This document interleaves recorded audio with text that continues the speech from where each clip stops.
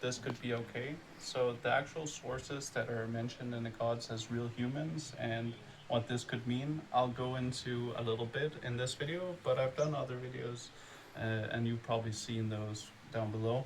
But the main focus of this video here is the explanation of why the gods were attested as real humans and what this could mean. So there are basically 4 explanations that I've read in various books and articles that give very logical explanations, and it's very easy to understand. So you can decide for yourself which ones you want to believe. But first, it's very important that people realize that the gods in the real historical sources are completely different from the gods in the myths. There are some similarities, however. For example, in the mythological sources, the poetic and prose written by Snoji, Odin, one story travels down routes to the world tree, to the land of the giants, where he finds a well of wisdom and intelligence that resides. And there is a giant talking head called Mimin, who tells him to drink from the middle well. But when he does so, he has to cut out his own eye and put it in there, all for his own wisdom and knowledge.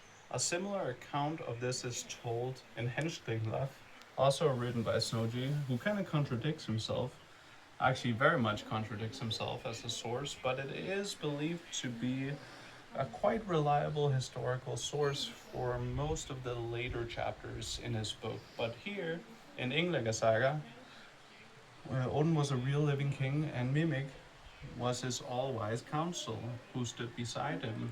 He was eventually traded off to another warring kingdom as a hostage, but they ended up cutting off Mimic's head and sent him back to Odin. Odin ends up preserving that head with herbs, enchanting magic spells over it, so the head would stay preserved, and then it would share its secrets of wisdom with Odin. Okay, so that actually sounds something like very real. Like humans all over the world practice these things, the shrunken heads and things like that. So this is the kind of thing I'm talking about.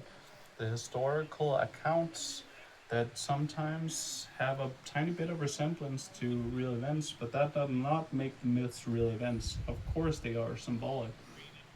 So the people bring up these sources of the gods being real humans. Well, first of all, I need to actually read the sources without talking out of their ass. But then, once we've done that, we can have a discussion on the reliability of these sources and what they really mean. And this brings us to our first explanation.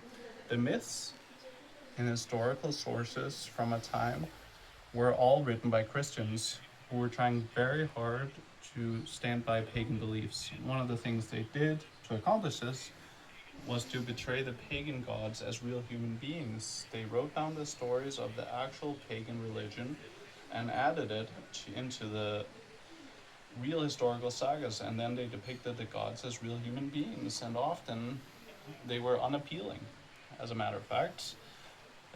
And they were usually ancestors of a current king of the time. But the authors were pretty much just saying, hey, your gods are not real. They were just human. They evolved over time, stupidly amplified, but they are not gods. How about you worship our gods instead, and Jesus and the Virgin Mary and all that? That's the first explanation we know. Okay, I'll stop here.